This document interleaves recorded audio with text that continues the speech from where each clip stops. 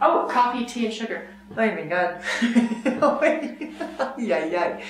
Coffee, tea, and sugar. Who knew? Now, who knew that I've been on 2 missions, Kenya and Malawi.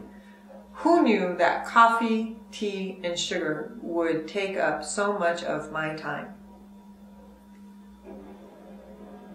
It needs to be part of the MBA program at Harvard. Tea is a cultural expectation, and it's a leftover, I have to assume, it's a leftover from colonization, the British colonization. Tea is critical, and everybody gets tea. And each Malawi and Kenya, I can only speak to those 2, deal with it differently. And the staff are very much, and sugar. Very important. So is tea part of their pay, or is tea part of the daily routine? What do you mean that everybody gets tea? It is a budgeted item on the MSF budget for Kenya and to some extent Malawi. And each program deals with it differently. In Kenya, MSF purchased tea and sugar for the staff.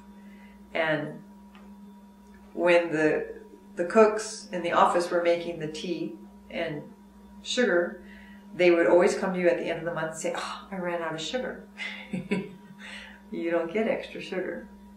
You know, how do you constantly manage the amount of sugar? How do you budget for how many kilos of sugar are you going to buy? How many kilos of tea are you going to buy? And all the trappings that go with it, because then you've also got to put milk into the tea and sugar. So now you're buying tea, sugar, and milk. Not everybody likes tea and sugar, so maybe there's going to be coffee as well.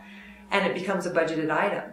And how do you manage it with the guards? Do you give them a box for the month for all the guards in that guardhouse for the month? Or how do you manage that? Do you let them manage it themselves? And it sounds so simple and it sounds so ridiculous, but it becomes a very, it becomes very personal. I did not get enough sugar in my tea today, and that's because the other guard took all of the sugar. And how do you manage those issues? Do you decide crayons? I mean, yeah. Do you decide to actually get involved, or do you say to the guards, "No. You guys manage this"? So what did you do? In both cases, we told the guards, "You manage it. This is your supply for the month. Don't want to hear about it. Don't want to hear about it. This is your supply for the month. You manage it how you wish. If there's shortages, there's shortages." Which evidently was different from how some people previously managed it. Some people decided that they would go ahead and do individual supplies of tea and sugar for the month. Amazing. It's incredible. Incredible, the tea and sugar issue in both places. And you have to actually physically go through and count the number of people and who gets tea and who gets sugar and plan for it and coach the cooks and the housekeepers and the people making the tea and sugar.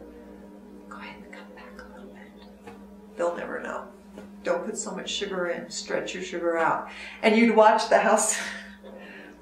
office cook trade sugar and tea with the person at the hospital, because the office person was making tea for the office. At the hospital, they had their own allotment. If she ran short, she'd go over here and negotiate, "Can I borrow some sugar?" And they'd have to pay each other back at the end. And so they had their own little systems going on to manage their tea and sugar. Or visitors. There wasn't enough tea and sugar planned for all the visitors that month. So those would be where the shortages were. Right, a possibility where the shortages were. Or they're going out into the field, how do we ship them with tea and sugar out in the field? Because if the office gets tea and sugar, then the people who go out in the field should get tea and sugar too.